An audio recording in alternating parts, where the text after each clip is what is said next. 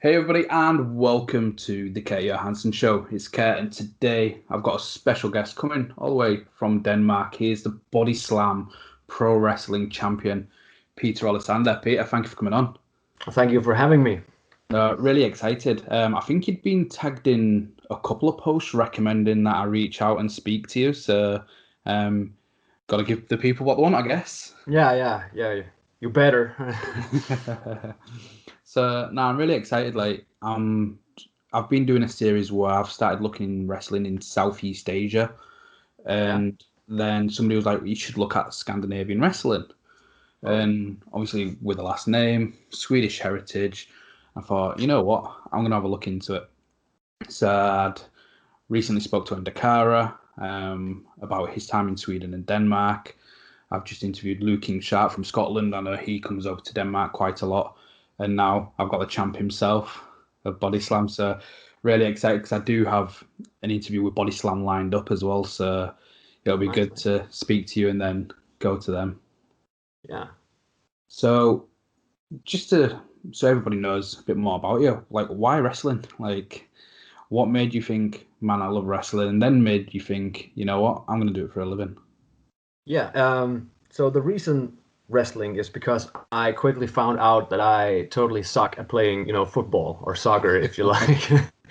But nah, it's the combination of theater and being, how can you put it, the physical aspect. Yeah. Because I like both things. I like, entertaining a crowd, but I also like being physical. I've done, martial arts before I did wrestling. Yeah. So, and I also fell in love, with the whole glitter and glamour, the rock star or the rock and roll atmosphere. Yeah. So yeah, that's why wrestling. I love entertaining people. What was your first insight? When was the first time you ever came across it? Ooh, that's many years ago, many summers ago. I think it was when I bought my PlayStation 2 back in the day. Yep. And with that came a demo disc, and on that demo disc was Just Bring It, SmackDown Just Bring It. So I played the demo and I find the game, being cool, but I didn't know what wrestling was. So we have to forward to SmackDown Shut Your Mouth, where where you could unlock these video packages. Yeah. And I saw those video packages and I was like, shit, is this for real? Is this something, you can do and watch? Damn. So I'm from, let's call it small town Denmark. Yeah. So it took ages to look up, www.com. But when I finally went to that homepage, it was like an entire new universe, opened up for me. They had these small web players and we had like dial-up connections. So it was like watching, pixelated videos. But it was what I had at the time. Yeah. And from there, I just fell in love with it. And I just started following it, as much as I could. Yeah. Which Hmm? characters did you gravitate to the most? I think I changed my view on who my favorite wrestler were, as I change underwear. It could change from day to day, really. But it was anything from The Rock, Triple H, Undertaker, Stone Cold, Ric Flair. I mean, and and as YouTube grew, I kind of like opened my doors to more indie wrestling, or TNA actually, to be.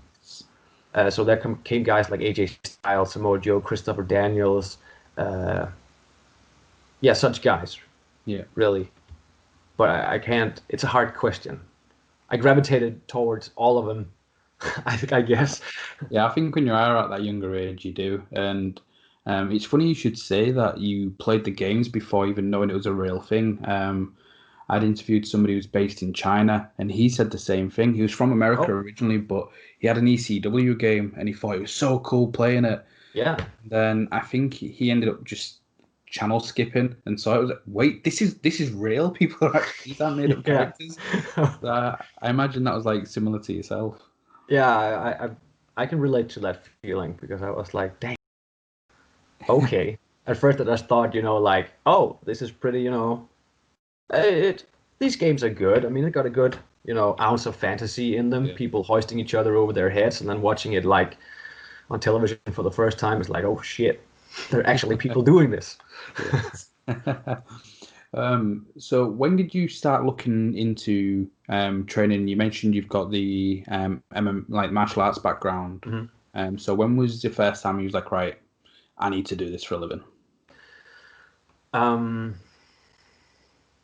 Ain't that many years ago. It was like 2015 Okay. when I first saw, Danish wrestling.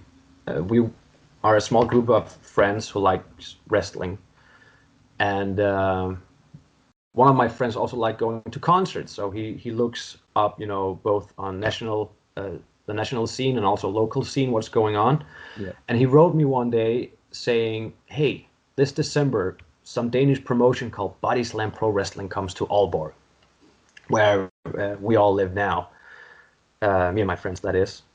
And we've always talked about, taking a trip to Germany if WWE ever came there.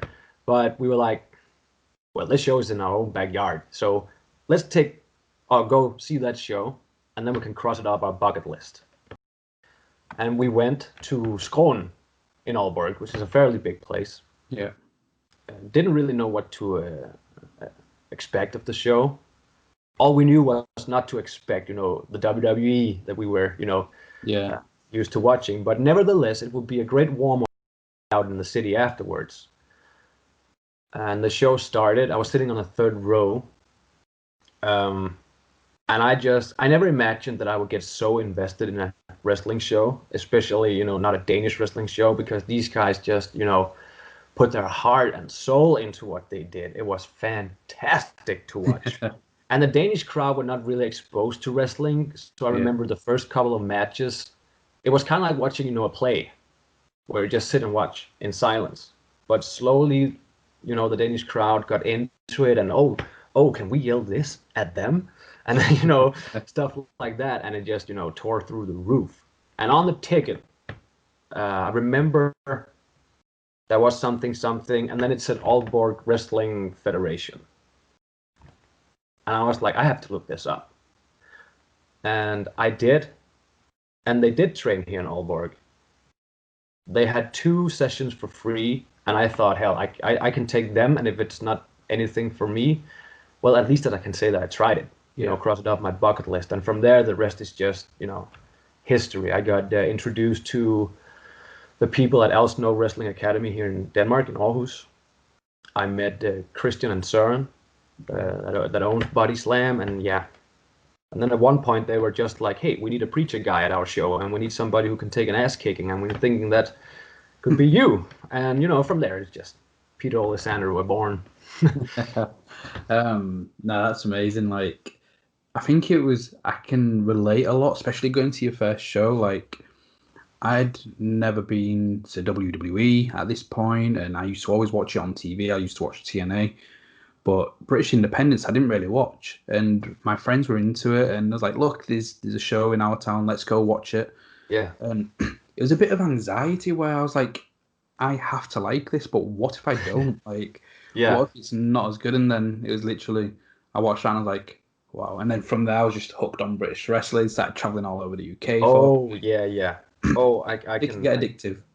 Yeah, it is. It is. I can really relate because I was watching guys like Michael Fynne in the ring, so a really charismatic guy, and he had this feud going with Tank, and I was like that Michael Fynne guy, I hate him, But knowing him now, he's just a really nice guy.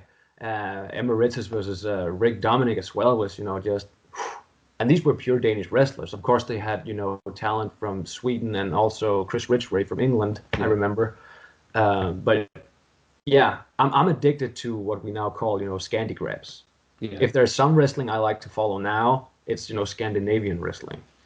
No, Really. that is great to see, and it's see the scene building up and so many more talent like getting out there, and hopefully more opportunities for you guys to start traveling around and showing what Scandi Graps is all about, really. So what was that first session like for you then? So you mentioned you got those 2 free sessions, and again thinking, that won't hurt too much, but then actually taking those back bumps, it's like, this maybe hurts a little bit more than I thought it would. Yeah. No, the place in Aalborg at the time, there was a ring, but there wasn't room to set it up. So it was kind of like this gymnastic mat that, we trained on. So I kind of like got the basics, but I did MMA for a couple of years before that.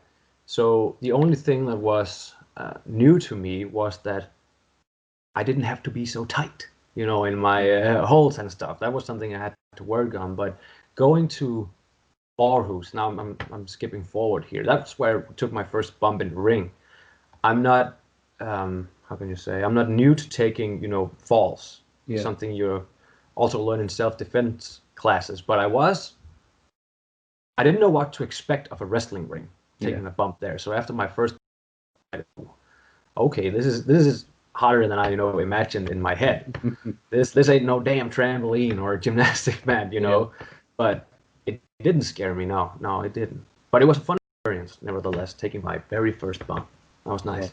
Now, it was interesting to say, like, trying not to be as snug and things like that. So I'm guessing with your MMA, was you more grapple-based rather than strikes?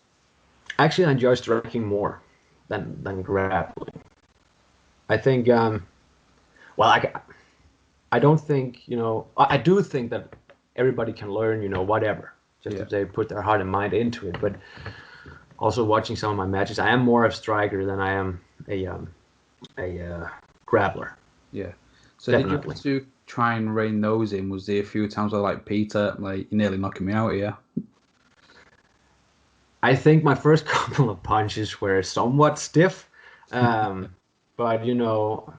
with work, Søren is a fantastic trainer, really. He has been to Detroit a couple of times, so he has some very good advice. I remember he told me, practice on the shower curtain. Yeah. If you move the shower curtain, too much, then you hit too hard. If you move it just a little, you're almost there, So imagine, my girlfriend hearing me out in the bathroom punching a shower curtain. It was like, what the hell are you doing? Nah, I can only imagine. What was it like for you in terms of your, like, emotion? So when you're doing MMA, you're taught not to be showing any emotion and it's focused on your opponent, but now you've got to bring in all the audience. I know you mentioned, like, theatre before, but did you find it easy to adapt to that and start showing the emotion and start playing to the crowd? Yeah, I actually did. I mean, there was definitely things to work on, that's for sure. But I didn't find it hard to because I watched a lot of wrestling. I just tried to kind of like adapt into what I've watched, how other people do it, and try to copy that stuff. So yeah, no, I didn't really find it hard. I'm not saying I'm a natural, but I didn't find it hard. But there were some things to work on, and there still is. I never want to consider myself, being perfect at what I do, because I'm afraid if I ever consider myself perfect or the best or whatever, I'm afraid I'm gonna stop learning, and I really don't want to do that, especially not in pro wrestling. I always kind of like feeling that I'm evolving doing this. Have you trained anywhere other than Denmark? Have you traveled to go do any training yet? No, I haven't actually. I had a few opportunities. Ophidian was once here in Denmark, but I was working at the time, so I missed that weekend. So no, I haven't been, anywhere else training but Denmark. But I always listen to, listens, but also ask if I ever been in the ring with, for example, ETM, when I was in the ring with those guys.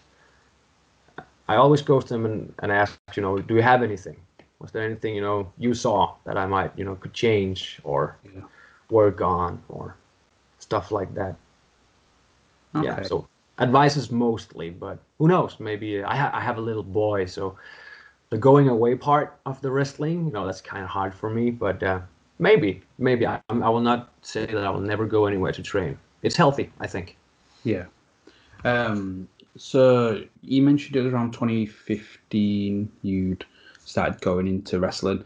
How's the Denmark and in whole the Scandi grabs changed within those 5 years of you being being part of it? Ooh, a lot, I think, actually. I'm actually amazed how the really have taken in wrestling. It's not like we, draw these thousands and thousands of people, not at all, but there's always some new faces, coming to our shows in different cities because they hear that this is a party, without, you can't really find a party anywhere like watching a pro wrestling show. Yeah. But the crowd has been really welcoming. Way back in the 90s, I think, when wrestling also came a little on Danish television, it was like frowned upon. Like we have these big oily guys playing that they're fighting, But I think the whole discussion with wrestling being, premeditated or fake, or call it whatever you want, that's over.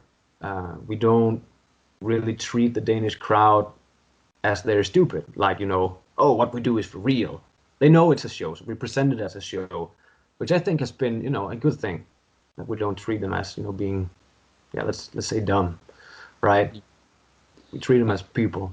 Yeah. I think that's right. Like, I think it makes me laugh when you get those people where they know you're into wrestling or they know you do wrestling and they're like, you do know it's fake, right? And it's like, really? I never knew they weren't hitting each other for real. Nah, but I mean, we always, compare it to like an ongoing TV series. I mean, I know, when you're watching a TV series, there is no real car crash. Or there is, but nobody's really getting hurt, and they're not really shooting each other or punching each other. We are in the TV series for the good stories. And I think that's, also you can adapt that to, a wrestling perspective. We have all these characters, and right now he's the main focus, but there are also other people you can watch, who suddenly will be in focus, and all that is an ongoing TV series, kind of. Yeah. So, what was your debut like then? Was that with Bodyslam your debut? Yeah, that was with Bodyslam in Aarhus on Train, 2016. And I was nervous. I was a wreck. Because you're not, in the beginning, for me at least, I wanted the entire match to almost be, scripted. What do we do from here? What do we do from here? What do we do from here? Now I'm a little more comfortable with things, being open. But at that point, it was really like, oh, I went through it all. I went through it all again and again and again. And then I was the opener. And it wasn't my theme music that started. The entire playlist got run backwards. So I was like, shit. Doesn't help my, nervousness. But I got out in the ring and the nerve suddenly disappeared. I was on the mic. I talked to the crowd, got some heat. Then we started. And it was like turning around and then everything was just done. It was over. I got my ass handed to me and then it was over. I was like, when I got out backstage, I was like, this I would like to do again. And then you did again and again and again. And I continued doing it and I'm still continuing doing it. So yeah. How did your family take to you deciding to go into professional wrestling? Well, actually, pretty good. It was like just, like any other thing doing free time. Yeah. I mean, when I started doing martial arts, I remember my mother was like, oh, you're going to get hurt. I don't want you to get hurt, right? My mother's love and all that. And my dad was more like, oh, it's good for him. It's healthy, right? And I think it was the same about wrestling, really. It wasn't like, there wasn't anything there, actually. Yeah. They were just like, oh, cool. Has she seen you wrestle then, your mum? Oh, yeah, she's my biggest fan. Really. What was her reaction the first time then when she's like, in mixed martial arts, she was like, I don't want you to get hurt, but now she's coming to watch you getting thrown around a ring? And see, that's the funny part because she knows wrestling, is an act. Yeah. Right. But at some point, she's like, cringing and biting her nails because, oh no, he might be really hurt. And afterwards, I'm like, well, then we won. Kinda, right? You thought I was hurt, but I wasn't. Look at me. I can still do jumping jacks. There's nothing there. So, yeah. She became such a fan of Danish wrestling that she actually was the first who bought one of my T-shirts. Really supportive, really supportive. Oh no, that's amazing to hear. So, how long was you at Bodyslam for until you thought, actually, like I'm a lot more confident, I'm a lot more comfortable in the ring? Well, the first couple of years I wrestled Danish wrestlers, so they were pretty easy, you know, to set up a match with, because they were close by, or they were pretty early at the places where we were gonna wrestle. And I can't remember what year. Maybe it was 2017, I think. I had my first match singles with a British guy, Chuck Cyrus. Yeah. So that was my first match with a guy who just wasn't in the vicinity. And that made me nervous, really. But you know, it went well. Really nice guy. You know, he kind of like took me under his wing, and that taught me a thing or two. It was a very, you know, nice and basic match. Yeah. Um, and then later in 2018, I tagged with Emeritus, Michael Fynne, and Chris Brooks. Oh, it was those two against us. Yeah. And that was my first like really insane kind of like spotty match. And that coming through that, and it went really well. My confidence in just, you know, leaving things open and that just grew. Yeah. And it helped even further when I met, you know, Chuck Mambo and TK Cooper, or when me and Emeritus did. So yeah, it's just a gradual grow. Yeah. What was it that was making you so nervous about working these guys from the UK? I think it was because I was used to, you know, the time setting up a match. Yeah. Like with Danish guy, I had a lot of time. We could walk through it, talk through it, and try some stuff in the ring. You know, a lot of time before the doors even opened. Yeah. But you know, with UK guys or just foreign guys, there's a travel time sometimes, and you know, at one point it was like, okay, 1 hour until doors open, and you know, then here they come, and then you know, it's like shit, it's not what I'm used to. Now I got, you know, got to try something entirely different. So it's just that I think it was the whole time perspective, like, oh, can I manage to just talk through something and then just walk out and do it? I think it was that part that made me most nervous. But after trying it a few times, you know, you just get more comfortable with doing it that way. Yeah. So other than the your time as champion, like what other matches do you look back on and think, if I was to show somebody a couple of my best matches pre-champion reign, what would those be? Ooh. Pre-champion. Well, I always like to be in the ring with Michael Fynne. Yeah. Because I think maybe he has a total different perspective. Who knows? But no, I really think like we click very well in the ring because we are our two characters are contrast of each other. Yeah. So so that would probably be something. He's a showman. Like really, he's got a great charisma. With also, and I also feel that whenever I'm in the ring with him, I want to step up my game a little, and then he want to step up his game. You know, so it's like, yeah, all that. And there's Tank as well. We also had a few good matches, tag matches. Me and Emma Tank and Matthew Burnett is some of my show. I had that one match with Chuck Cyrus that was also pretty good, pretty basic, much storytelling. So I like that a lot. So yeah, that will probably be some of those. Yeah, I'm glad you mentioned that with storytelling, because wrestling, there's so many different styles now, and you do see more of a like high flying gymnastic ability style where there may not be as much selling, there may not be as much storytelling. Can people expect a more of a storytelling approach to your matches? Yeah, sometimes. If I have to choose now, do I want, you know, to be a high flying spot wrestler, or do I want to continue my career on being a showman, and I can only choose one of those, I would definitely choose showman. Yeah. I can go both ways, but I enjoy, the showmanship even more. I think also it brings more, to the Danish crowd, really.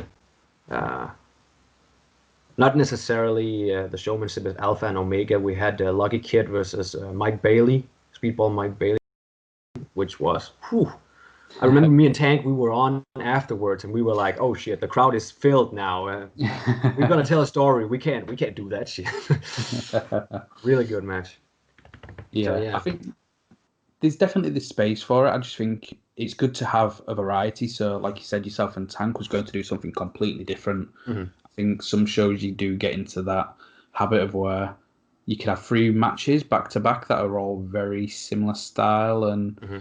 I think it makes things less appreciated by the audience. But it must be quite surreal for yourself. You highlighted 2 individuals when you went to your first show in Tank and Michael Fynne. And now when I've asked about your top matches, it's against those guys. So Mm-hmm.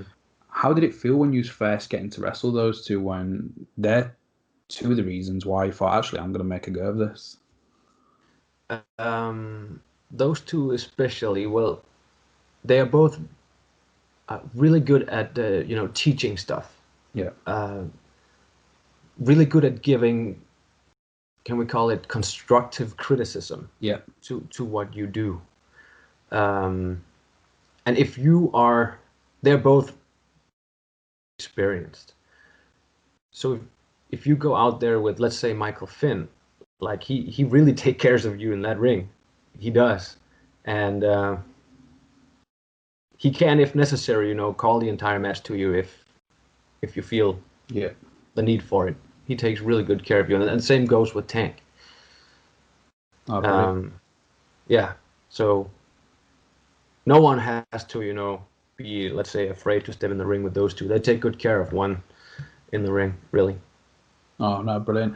So before we get on to like your goals and your reign as champion, and I know you use that wXw, I can see the comics in the background.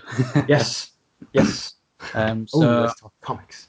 yeah, huge comic fan. Yeah, really. I enjoy comics. I had quite the collection as a kid, and then I found out in Aalborg there were this store called Comic Express, a very little intimate store, but with one hell of a lot of comic. Everything from Marvel, DC, Image, Dynamite, Boom, whatever. He has everything in there. So I'm starting collecting collections of different comics. Yeah, nice. I seem to be more style. I prefer getting the volumes rather than the issues, just because Yeah.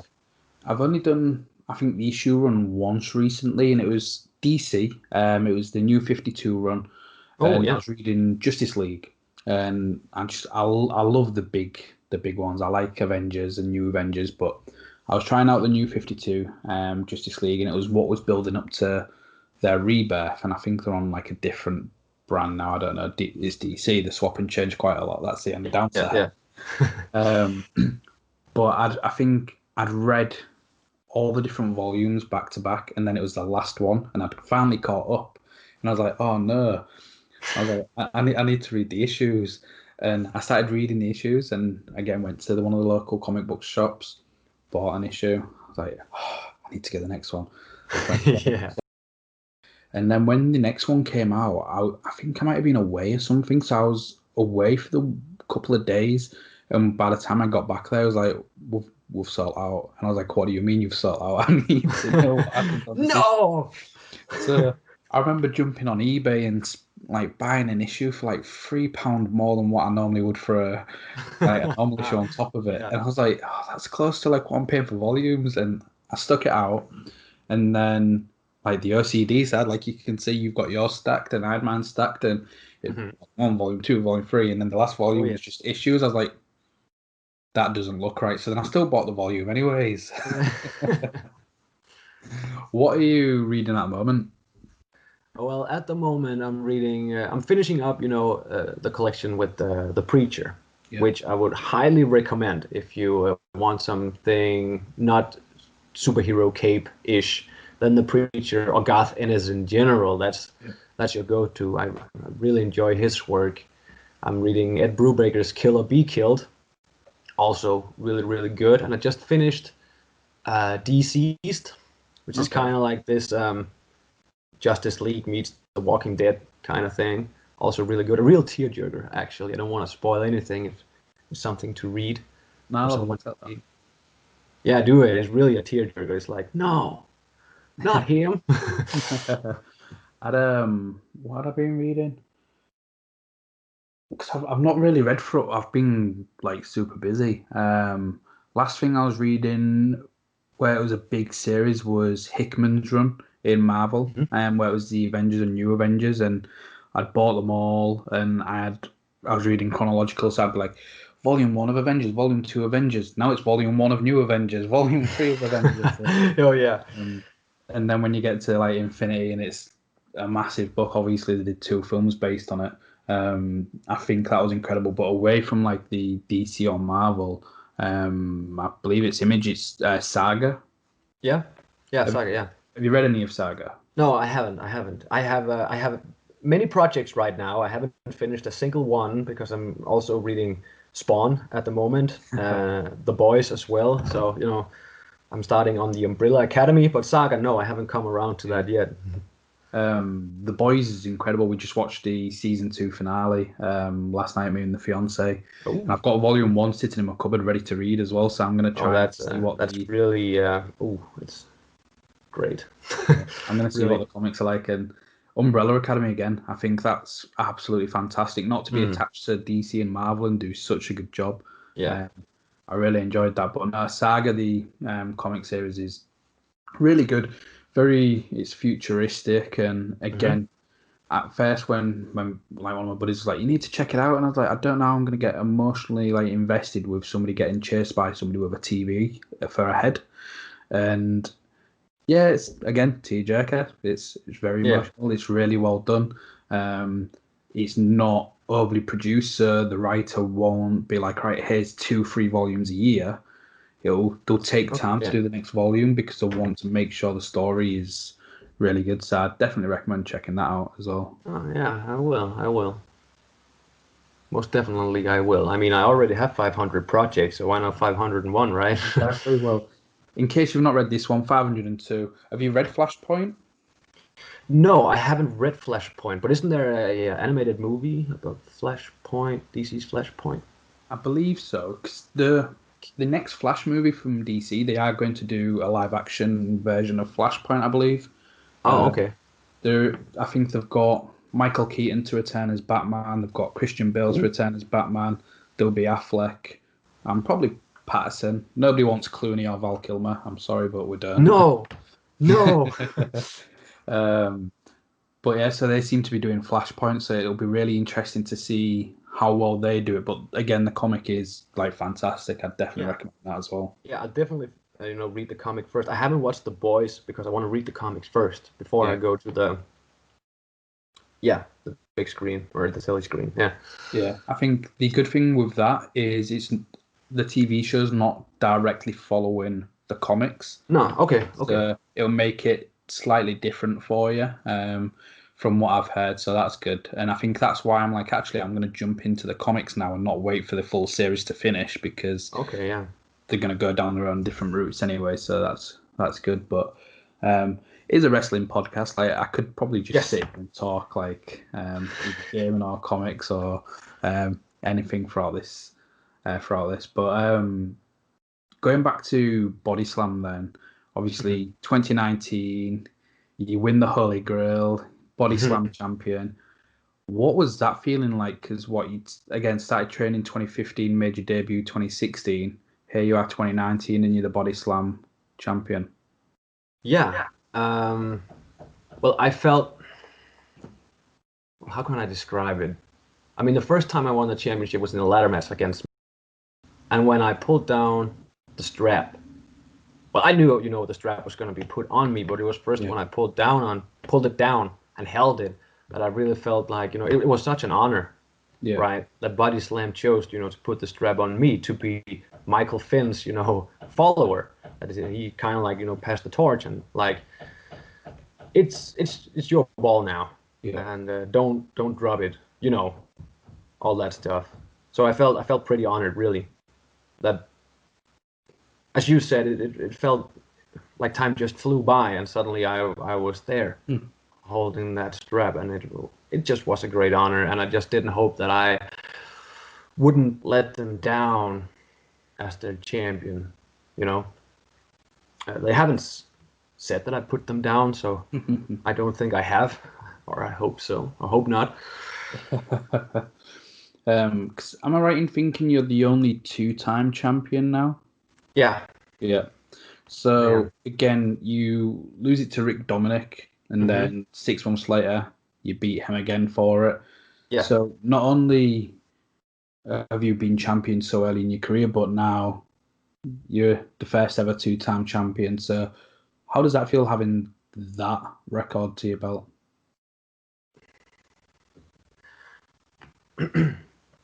Well, as I said, I am originally from small town Denmark in North Jutland. So what characterized us from North Jutland is that we're very humble guys. So I felt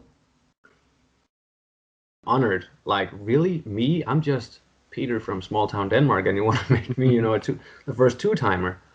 So again, I think it was just a great sense of, of honor, and it's like, okay, I'm gonna run with it again, and I'm gonna bust my ass, as a champion for you, no doubt, because it's like, well, back in the day, of course, I had dreams about, being on the big stage, right?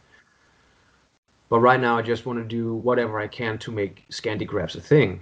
Yeah. Like with, if you're tired of, or grown tired of watching WWE or New Japan or something like that, it's always, the British scene. That's the kind of like the first go-to. Yeah. And to me, it is, at least. But making Scandi grabs, along that line, being kind of like an alternative to something, that would be awesome. So, yeah, I'm just, I don't know how to explain it, but it's just bust my ass for that. It's like Scandi grab, for life. Whether it's ETM I'm in the ring with, or Scotty Davis, or if it's Michael Fynne, if it's Easy Lovers, the new faction of Bodyslam, whatever. Scandi grabs in its whole. I really want to see it grow.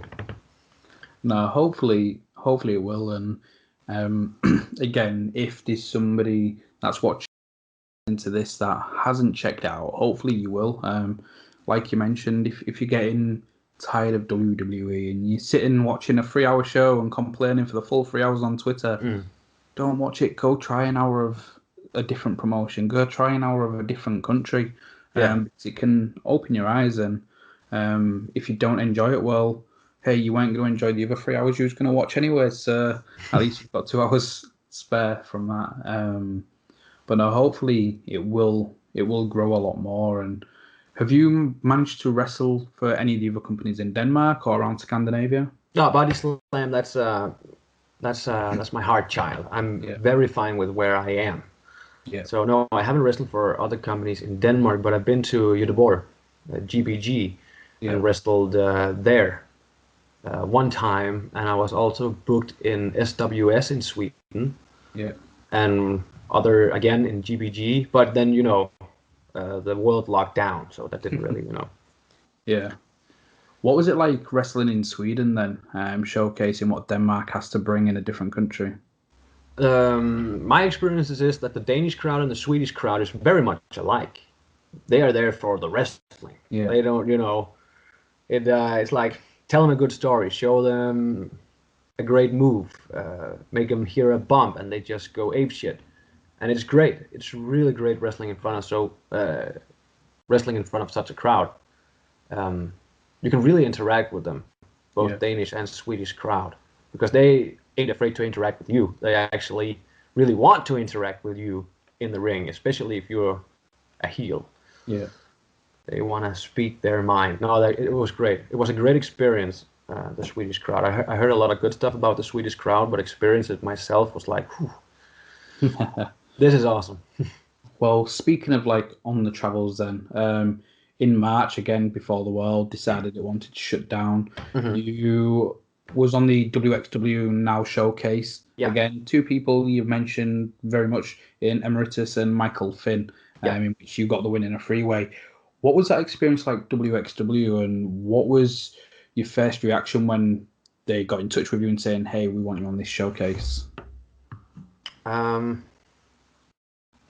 Again, honored, very, very honored. I think that's the feeling that explains it the best. And it was like, okay, now I'm with them in Germany, so I better not fuck up, Yeah. Maybe I'm being a little too hard on myself on that part, but that's just how I work, I guess. I really don't want to now be giving this chance, so I better not fuck it up. Yeah. But we were away a weekend, Friday till Sunday. And again, it's always hard for me to leave home. I have a 2-year-old son, but my girlfriend is very, very supportive. She's always the one that says, "You gotta go. You gotta go. We can take care of us." It's like, okay. But we were there, and we saw the first night of 16 Karat of Gold. Yeah. And then it really struck me what a big production wXw is. And there are a hell of a lot of people, and they are all hungry for wrestling. So already there, I felt kind of like a pressure. But we could talk match, from when we landed in Germany until Saturday afternoon. Yeah.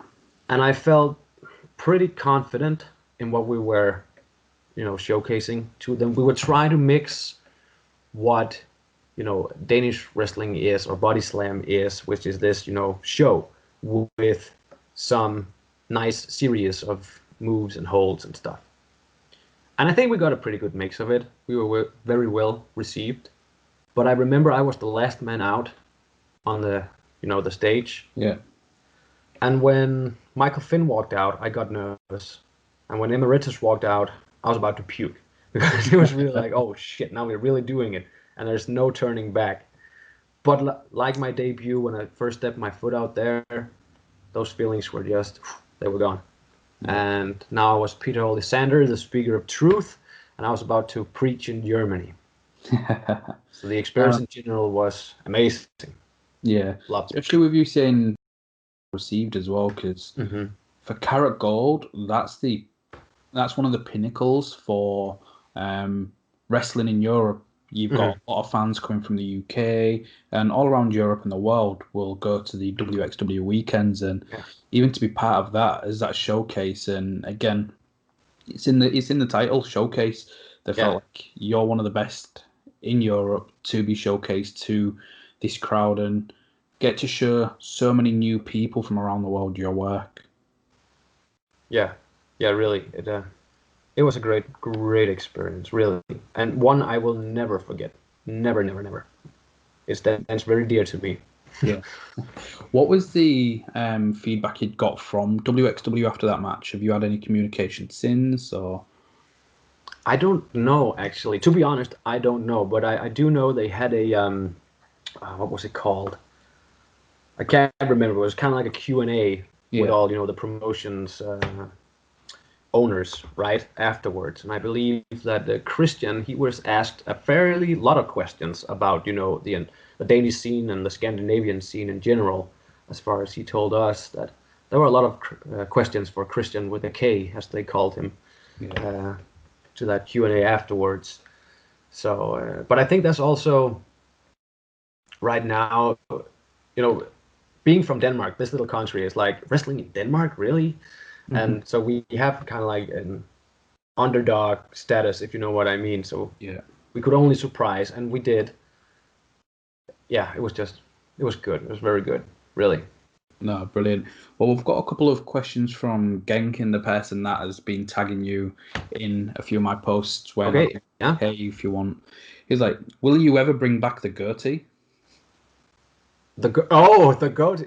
Well, maybe I will, yes. But I can tell you the reason why I've shaved it off. It's because my son is beginning to find it very funny to pull it. And he doesn't understand that things can hurt on dad too. So it's like when he got his hand there, just all of a sudden he just pull, and I get tear in my eyes, and it hurts, and damn it. So until he gets a little older, I think it's just gonna be like it is now. And I can tell him, don't pull daddy's beard. It's a word, my son. It's why I've gone like a lot shorter. Like a couple of weeks ago, it'd have been like down here, and I thought, Oh, okay. no, because she's just going to be grabbing, and it was bad enough when like my dog. I've got a Newfoundland, so when she Oh, that's stands, a she's like great dog. 6 feet tall. But when she was a puppy, she loved the beard, and she'd just bite it and start thinking it's a chew toy. I'm like, No. I tried to get her off, and I was like, I'm not going through that experience again. So it's just Nah. shorter. Nah, it's horrible. It's horrible. I mean, that's what makes grown men cry. I mean, gee, it really hurts. And one of the other questions then, what are your dream promotions to work for? Oh, that's a hard one, and one I actually think about a lot because, as I said, that we, yeah, how can I put it? We all have this mountain to climb, and the top of my mountain is, very cloudy. I don't really know what my end goal is.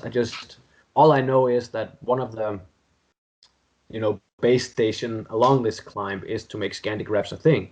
Yeah. Wherever I end up or whatever, I think I'm just more of a enjoy your travel kind of guy. I'm enjoying my climb. Remember to enjoy the view. How can I put it?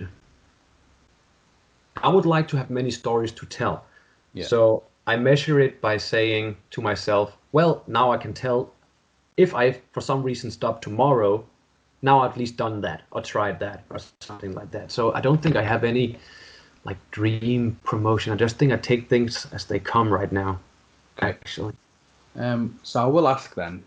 Obviously, NXT UK is a thing, Mm-hmm. and since that's been about, we've seen so many introductions of some of the top European wrestlers. We've got obviously Ilya Dragunov, Russia. We've got Mm-hmm. Volta Yeah, yeah, from yeah. Austria, and so many people from Italy, France, Spain. Is that something where that you would be Yeah, interested in and uprooting, even if it meant like you and your family moving to England? Is that yeah, yeah. something you'd be part? See, that would be the hard part. I think that would be the hardest part. But I would not be, I will not throw the thought away. So it's, yeah, sure, it is a thing. Definitely, definitely a thing. Yeah.